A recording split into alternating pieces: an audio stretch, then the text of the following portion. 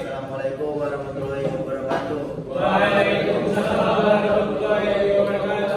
Selamat pagi semuanya. Pagi. Kami dari kelompok 11 dengan nama anggota yang pertama ada Duli Bidal Pasar Ibu dan saya sendiri Timothy William Wilaga, dan ada dalam 2 orang ada Hasim Miftah Fauzi dan Ilham Fadilah. Kami kelompok 11 akan menjelaskan tentang thermal spraying dan cold spraying.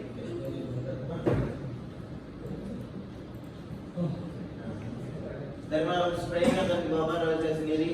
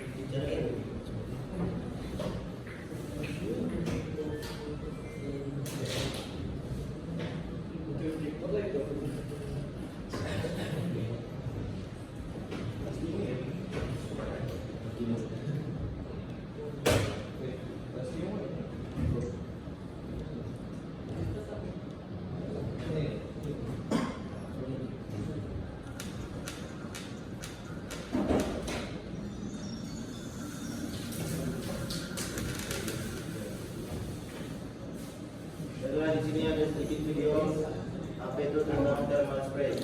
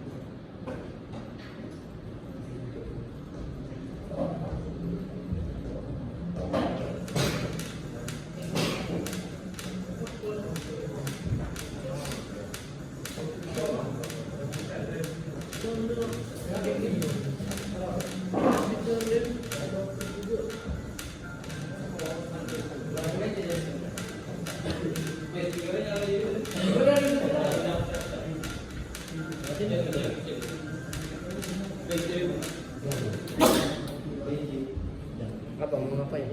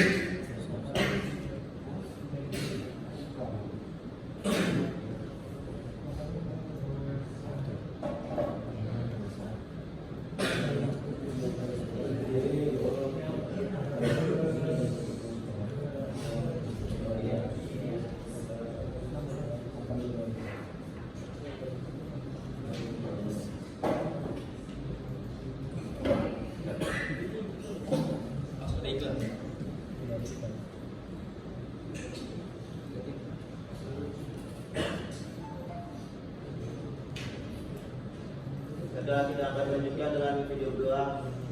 Maaf tadi sedikit banyak.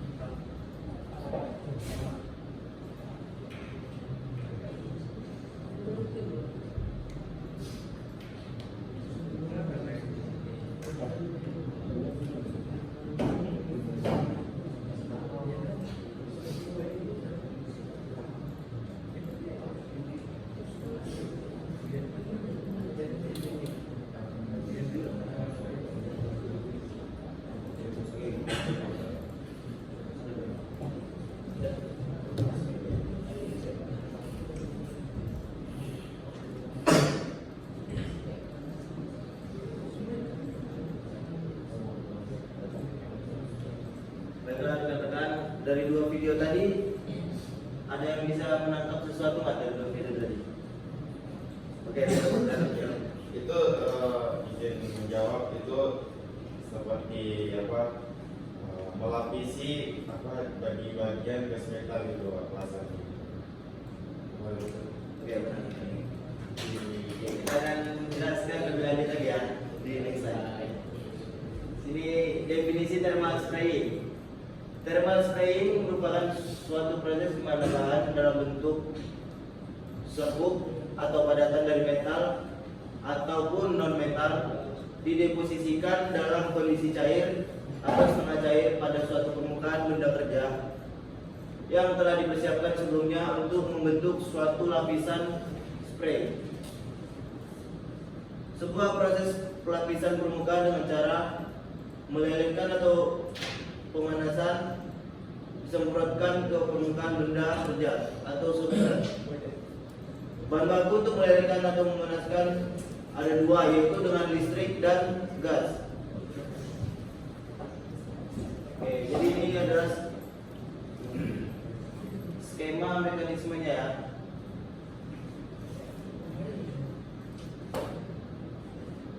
Dari sini ada yang mau ditanyakan nggak?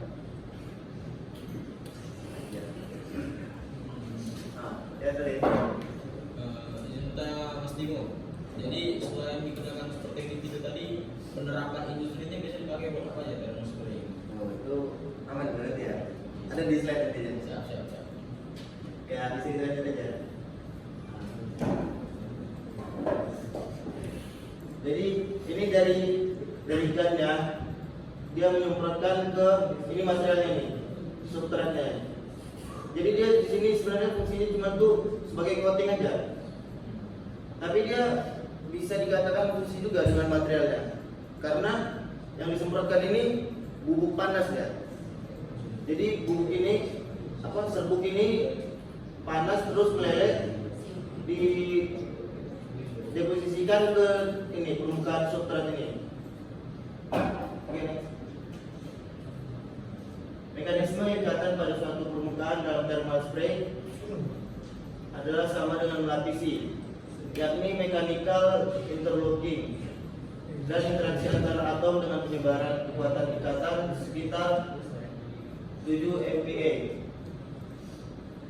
Ketebalan lapisan berkisar antara 2 mikrometer sampai dengan 2500 mikrometer. Dan lapisan yang dihasilkan akan mempunyai sifat mekanis melebihi material logam dasarnya. Nah, jadi di sini ada jenis-jenis material yang didepositkan ke permukaan benda kerja. Di sini ada yang pertama ada metal, yang kedua ada alloy, yang ketiga ada keramik, dan ini ada komposite. Bahan-bahan tersebut diolah sedemikian rupa dengan perhitungan sesuai dengan aplikasi yang dibutuhkan dan diproduksi dalam bentuk metal powder atau wire.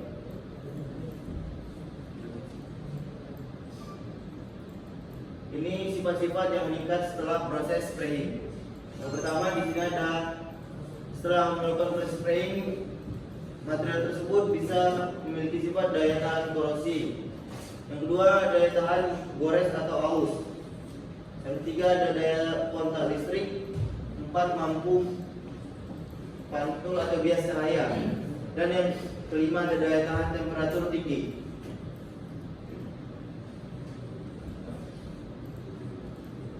Jadi penggunaan thermal spraying secara umum ini ya, terdapat 3 metode aplikasi thermal spraying yang umum digunakan di dunia industri. Yang pertama adalah high velocity oxy-fuel atau yang biasa disebut HVOF, ada air plasma spraying, dan ada twin wire arc spraying. Di mana ketiga metode ini terus berkembang dan diteliti baik dari material, wire atau powdernya, metode aplikasi coatingnya, dan perlakuan setelah dilapisi semua tergantung pada fungsi dari peralatan yang akan dilindungi. faktor lingkungan, dan jenis substrat yang dipakai. Faktor-faktor yang mempengaruhi thermal spraying. Yang di sini ada tekanan pada gas yang dialirkan, kecepatan umpan, jarak torque dengan benda kerja, tekanan udara. Jadi apa saja sih yang harus diperhatikan dalam proses thermal spraying itu? Dalam proses thermal spraying kita harus memperhatikan material grid harus bersih dan kering. Yang kedua, ada ukuran grid yang optimum adalah 60 mesh. Yang ketiga, ada pressure yang digunakan selama proses blasting berkisar antara 40 sampai 90 psi. Yang selanjutnya ada sudut dari nozzle blasting selama proses blasting adalah 60 derajat dan bisa bervariasi antara 45 derajat dan 75 derajat. Dan terakhir adalah lakukan pengecekan temperatur dari permukaan part menggunakan barometer dan terkalibrasi.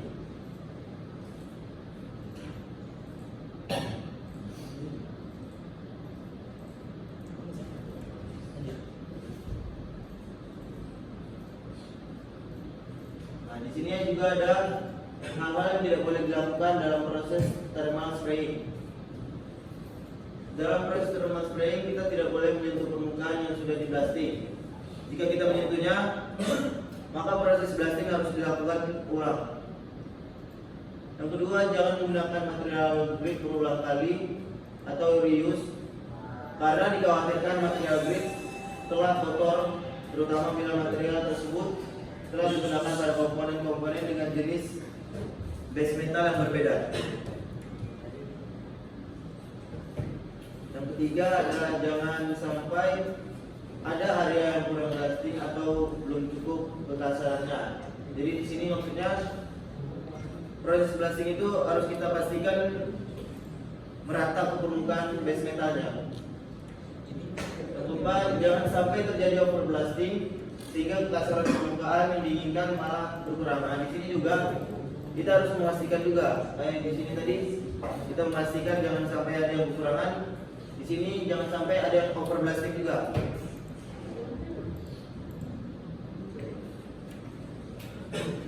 Ini jenis-jenis thermal spraying.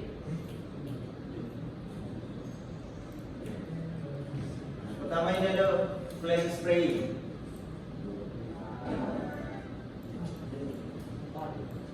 Kedua plasma. Nah, yang kedua plasma arc spraying. Yang ketiga electric arc spraying. Yang keempat detonation gun. Yang kelima high velocity oxygen fuel. Nah, ini yang tadi yang secara umum paling sering digunakan.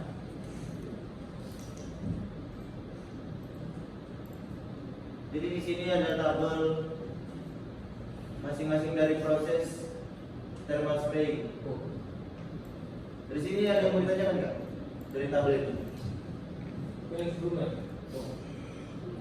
Saya yang jika apa dalam proses thermal spraying ini jika materialnya basah. Jadi kan dijelasin kalau hal yang harus diperhatikan tuh materialnya harus keringat dan apa tadi? Nah, apa yang akan terjadi jika material ini basah atau kotor gitu? Oke. Terima kasih Farid. Saya akan menjawab. Jadi dalam proses thermal spraying ini, di mana kita harus memastikan keadaan material itu harus bersih dan kering. Itu maksudnya jika material ini dalam keadaan basah, dalam keadaan basah ini pasti powder yang disemprotkan itu nggak bisa fusi dia dengan material itu. Pasti ini bakal kayak ada pembatasnya lah, ataupun bisa jadi dia terjadi kayak bisa jadi dia bisa gagal prosesnya. Karena semuanya tadi ini dalam keadaan panas gitu ya. Apa? Kan semua ini dalam keadaan panas gitu kan? Iya. Bisa jadi juga dia korupsi. Karena kan di sini secara umumnya proses thermal spraying ini fungsinya untuk coating, memperpanjang umur dari material itu. Langsung. Ya.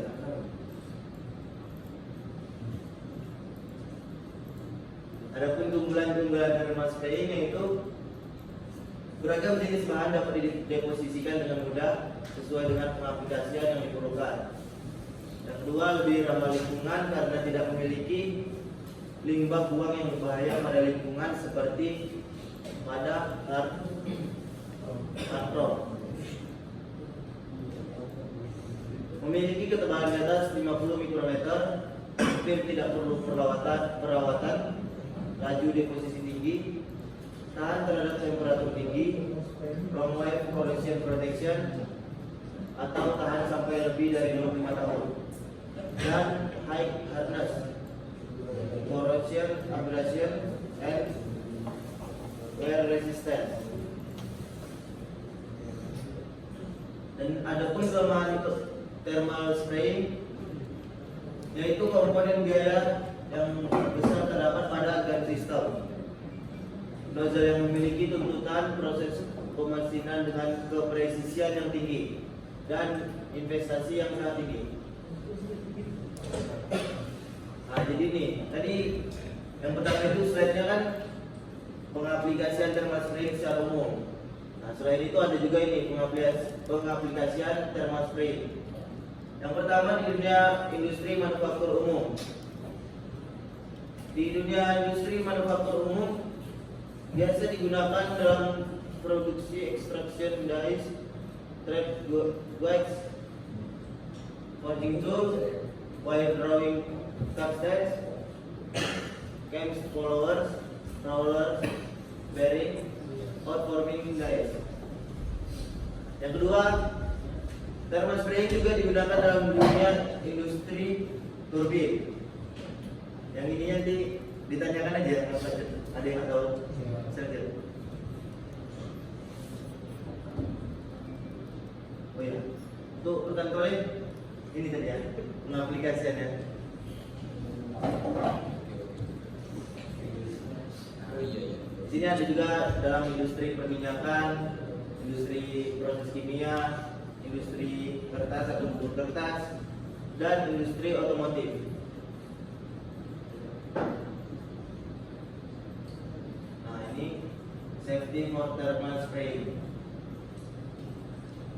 Jadi di sini maksudnya thermal spraying bukanlah suatu proses yang berbahaya jika perawatan dan penggunaan pada saat spray itu dilakukan dengan langkah-langkah yang benar.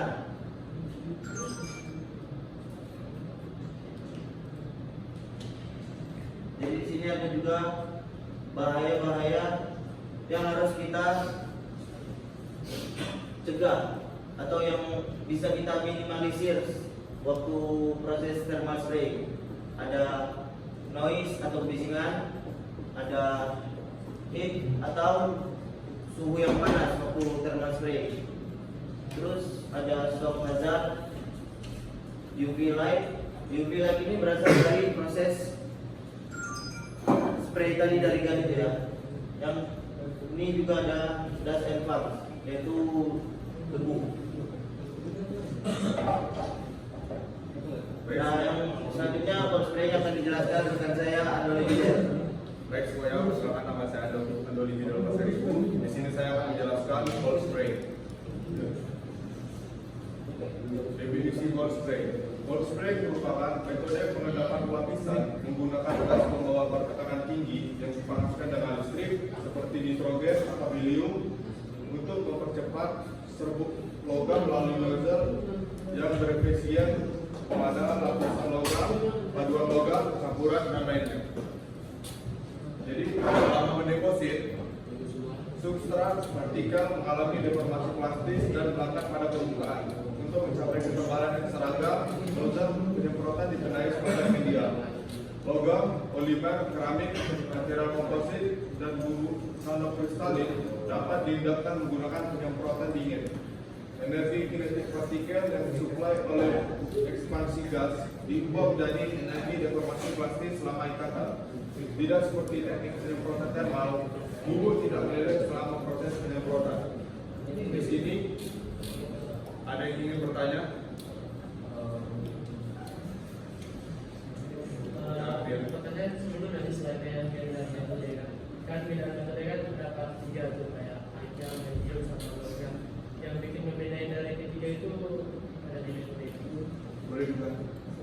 dari giliran metode yang sebelum slide dalam masih slide tadi ada naik. Tema. Iya, benar. Nanti dikit dulu ya. Ada lagi. Oke, baik, kita lanjut. Jadi, di sini adalah faktor-faktor yang mempengaruhi kualitas powertrain. Seperti yang pertama, jenis gas. Tadi jenis gas itu mempengaruhi ya, seperti penggunaannya helium atau nitrogen. Habis itu ukuran partikel 1 atau 6 mikrometer. Di sini juga jenis nozzle mempengaruhi substrat atau material yang akan disemprotkan. Di sini tekanan gas berapa banyak tekanan gas yang akan dipakai. Selanjutnya sifat bahan baku, misalnya kepadatan, kekuatan, suhu lele. Selanjutnya status distance, yaitu jarak antara ball spray nozzle dengan substrat. Berarti ini jarak antara spray gunnya dengan material. Selanjutnya, di sini ialah keuntungan ball spray. Yang pertama itu kepadatan tinggi dan kekerasan pelapis. Yang kedua, tidak ada pembakaran. Yang ketiga, peningkatan keselamatan operasional karena tidak adanya jet gas atau suhu tinggi dan radiasi. Yang selanjutnya, penyusutan rendah. Selanjutnya lagi, kepadatan tinggi dan kekerasan pelapis. Kekurangan ball spray. Yang pertama, itu biaya gasnya ya. Yang helium itu memiliki harga yang sangat mahal. Harga yang tergolong mahal. Selanjutnya pengotoran dan erosi nozzle. Jadi nozzle itu mengalami erosi ya gara-gara penyemprotan ball spray-nya. Selanjutnya kebutuhan akan substrat bulat. Selanjutnya kesulitan dalam memproses keramik murni dan beberapa paduan sebagai paduan pengerasan kerja. Lanjut, produktivitas tinggi karena lagi bukan daya tinggi. Ini selanjutnya pengaplikasian cold spray. Di sini cold spray digunakan untuk menghasilkan lapisan dari berbagai substrat seperti logam, komposit berbasis logam, dan bahan yang memiliki suhu lele yang sangat tinggi. Selanjutnya. Kedua, digunakan untuk memperbaiki bagian-bagian material yang rusak. Partikel bergerak dalam campuran gas dan bertahap menumpuk di bagian yang rusak untuk meningkatkan kembali permukaan yang diinginkan. Di sini proses penyemprotan ball spray-nya digunakan untuk menutupi partikel-partikel yang rusak karena di sini sifatnya coating atau melapisi. Selanjutnya digunakan untuk mengembangkan suku cadang dan komponen secara cepat. Ini ball spray ini digunakan untuk mengembangkan suku cadang ya, karena sifatnya itu yang tidak memiliki logam dan mampu menggabungkan logam yang berbeda untuk membuat komponen logam hibrida, bahan seperti menggunakan titanium paduan, tembaga, zinc, baja tanah karat, aluminium, dan lainnya. Di sini ada yang ingin bertanya? Saya mau bertanya, Bismillahirrahmanirrahim. Assalamualaikum warahmatullahi wabarakatuh. Waalaikumsalam warahmatullahi wabarakatuh. Mungkin yang mau saya tanyakan ya, dari ini sudah ada kategori ya, yaitu ball spray dan juga thermal spray. Untuk metode kelas ini apakah bisa dilakukan di outdoor? Sini saya akan menjawab. Jawabannya tidak, karena di sini sifatnya itu flame spray atau penyemprotan partikel. Jadi ketika melakukannya di outdoor, kemungkinan partikel yang disemprotkan itu akan berterbangan ke kemana? Tidak menempel ke material. Apakah sudah bisa? Oke, cukup. Dia bertanya, kan ini Charles itu ditembakin gitu kan, metro itu nanti nempel di besi metalnya kan. Nah, terus apakah perlu metal itu untuk busi gitu atau bukan hanya nempel itu di ini dulu di preheat dulu atau preheat. Nah, ini dulu apakah perlu di preheat atau tidak? Saya akan menjawab ya. Itu tergantung prosesnya yang mana. Kalau di thermal dia menggunakan api juga, dia memanaskan material lalu menembakkan. Oke, secara bersamaan. Secara bersamaan atau kayak api dulu atau Enggak, dia secara bersamaan. Tapi kalau yang cold spray itu partikelnya itu sudah panas. oh, Lalu disemprot ke partikel, makanya dia bilang cold spray. Bukan berarti partikelnya itu dingin ya, tapi partikelnya itu panas, tapi tidak perlu memberikan material. Itu hanya yang cold spray. Apakah ada lagi? Kemudian lagi, Oke, silakan. tadi sebelumnya nih di kegiatan apa yang di thermal spray, kita kan sudah melihat tuh kayak bagian-bagian kayak komponen-komponen dari thermal spray. Apakah di cold spray itu memiliki komponen-komponen yang sama?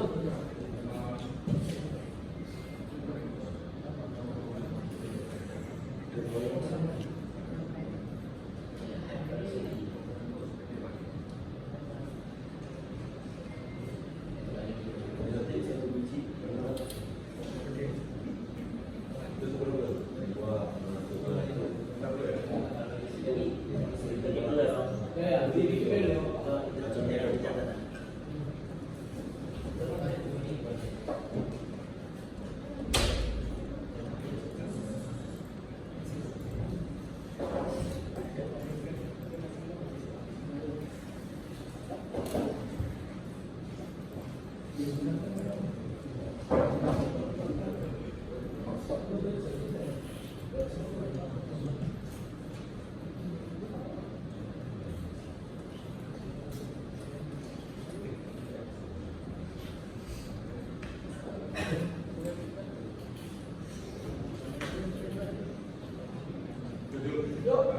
Yang dimaksud dengan komponen itu seperti apa? Mungkin seperti tadi kan di itu kan ada terkait dengan kayak ada tugasnya ya itu yang gitu. Mungkin dari apa dari garis tiga tadi juga bisa berbeda.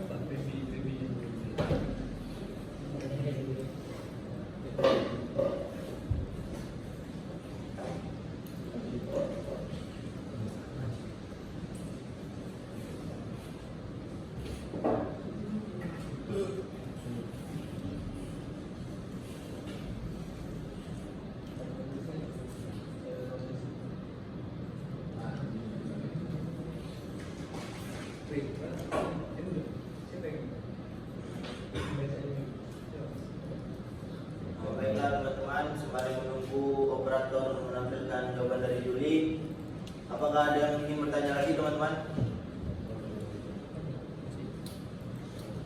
Kalau dalam cold spray ini kan dia nanti menembakkan partikel gitu kan dari mana thermal spray lah. Dalam proses keduanya ini material yang ditembakkan itu ada material spesifik atau bisa semua material? Untuk thermal apa? Dua-duanya mungkin.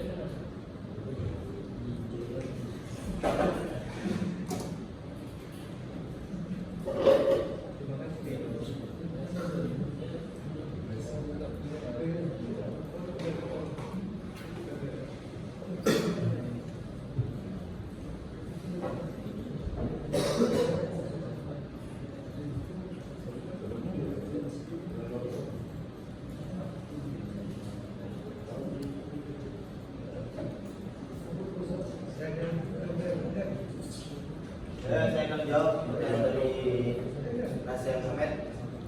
Jadi pertanyaan tadi material yang bisa digunakan untuk dispraykan itu ya. Jadi material-material itu tergantung kembali ke keperluannya. Jadi dalam thermal spray ataupun cold spray ini material itu tidak bisa kita batasi ya. Material apa aja yang bisa dipakai atau yang nggak bisa dipakai. Jadi dia tergantung keperluannya kembali. Bisa diterima? Bisa. Terima kasih.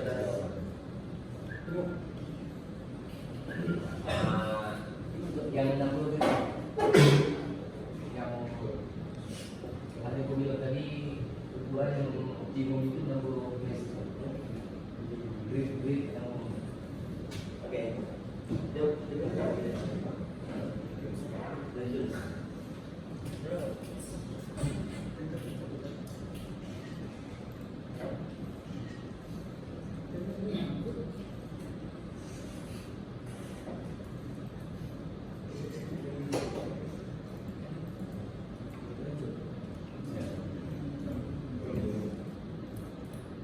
Baik, di sini saya akan menjawab pertanyaan Yuli. Jadi ini komponen dari apa ya? Mesinnya lah. Nah, dari sini tuh gas masuk temperatur gasnya, tekanan gas. Di sini tuh apa masuk bubuk yang akan dipanaskan, bubuk yang akan dipanaskan menjadi partikel. Lalu di sini gasnya, di sini terjadi proses penyemprotannya. Baru di sini ini material dan ini proses inilah yang sehingga terjadi kualitas. Gas ini berupa helium. Gas ini berupa helium. Ya, helium atau nitrogen. Bisa terjadi dulu. Apa?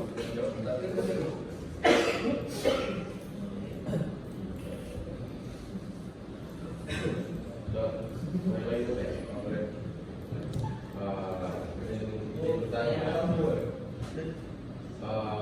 untuk kan tadi kan dijelasin juga blasting ya, blasting kayak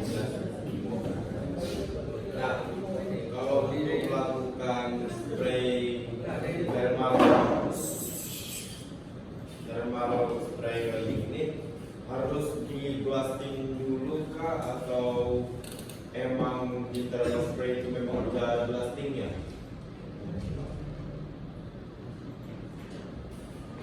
Jadi jawab kan? Ya. Jadi untuk itu dia kembali lagi ke mesinnya. Jadi di setiap mesin itu ada dia yang udah berikut dengan blastingnya, ada juga yang terpisah ya blastingnya.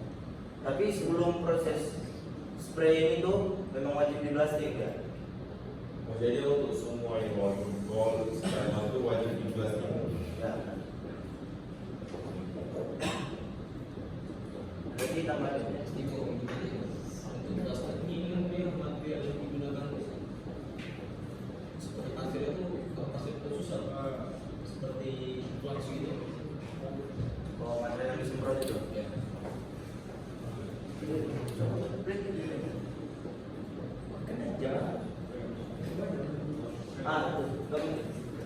Jadi ini material yang bisa didepositkan ke permukaan benda kerja.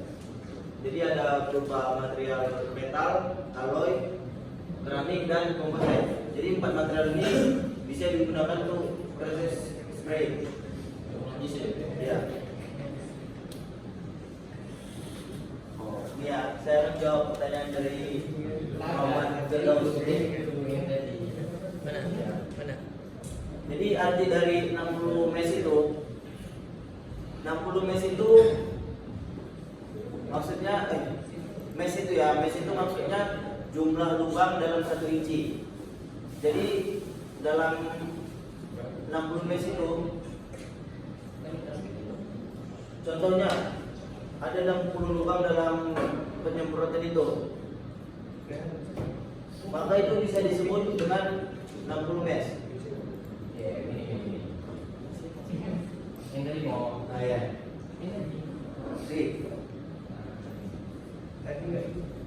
ukuran grid optimum adalah 60 mes. Jadi sama aja kan. Jadi fungsi grid yang sangat kecil itu ini untuk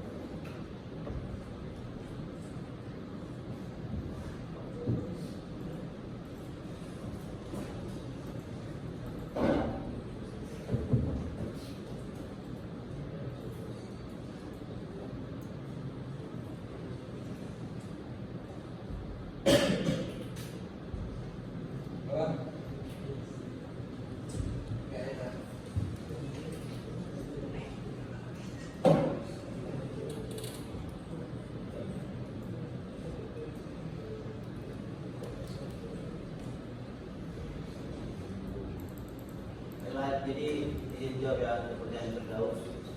Maksudnya dari grid yang kecil itu, dari grid yang 60 meter itu pun dia fungsinya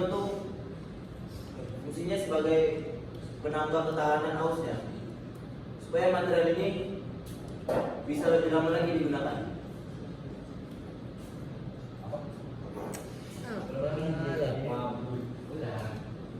Maksudnya ini fungsinya dari grid ini 60 mes ini supaya material itu mendapatkan ketahanan aus yang lebih dari material awalnya. Maksudnya supaya lebih bisa digunakan jangka panjang lagi ya. Nah, tadi saudara sudah bilang kalau screennya itu tidak boleh dilakukan berkali-kali. Jawabannya kan? Coba. Jawabannya Slide mana? Hah? Slide mana? Yang tadi yang 60 mes. Gridnya harus ukuran 60 mes. Coba mana? Lanjut. Ayat sebelumnya. Ini. Terus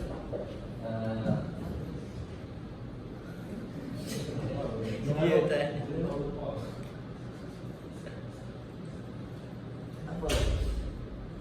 Oke, coba bisa teman-teman. Apakah ada lagi rekan-rekan?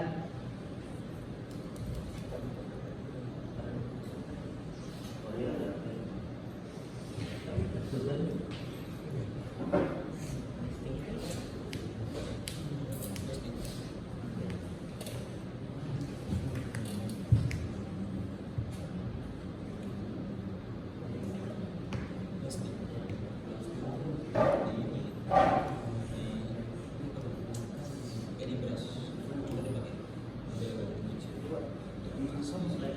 Bob, blasting itu apa? Blasting. Nah, jadi nah itu yang proses kedua itu permukaan mat di blasting. Blasting itu Jadi ya. Jadi proses blasting ini merupakan proses pembersihan material dulu. Jadi sebelum material ini disemprotkan proses thermal spraying ataupun cold spray ini, material harus dipastikan benar-benar bersih. Jadi itulah fungsinya dari proses blasting ini. baik, terima kasih Bang. Bang, proses blasting biasa pakai apa? Oke.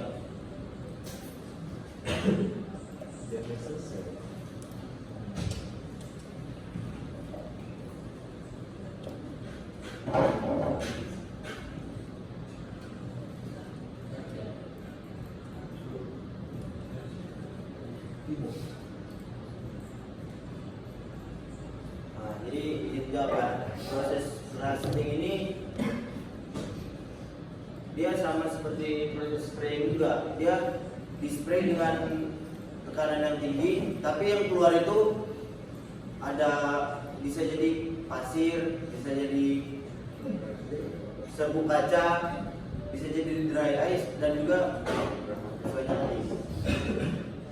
Jadi itu material itu kan materialnya kasar. Jadi itu yang digunakan untuk membersihkan permukaan itu. Oke.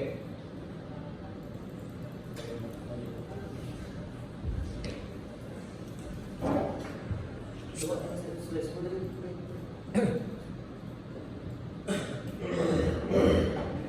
Mana dia?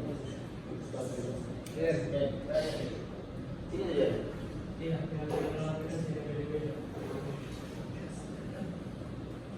Ya belum, ya mau tanya. penggunaannya itu di dan ini apa itu?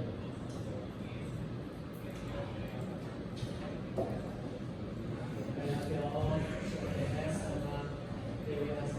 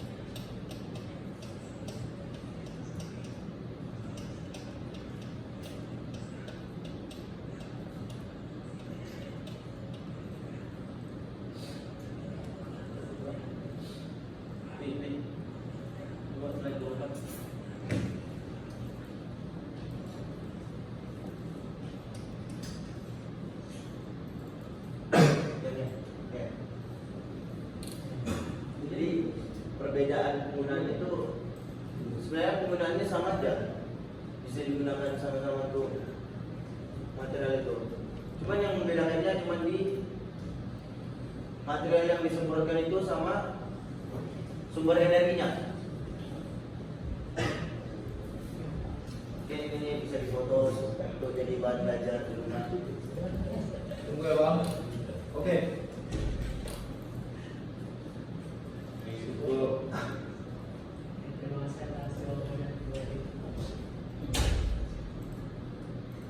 mudah-mudahan ada lagi yang mau ditanyakan.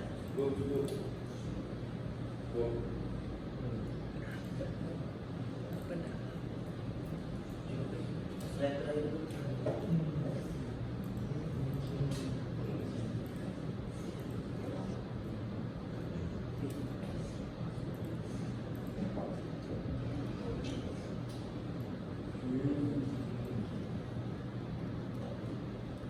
Nah, rekan-rekan, jika tidak ada pertanyaan lagi, kami akan menutup pembelajaran hari ini. Mohon maaf jika ada salah-salah kata dan masih banyak kekurangan. Kami sudahi. Selamat siang. Ya.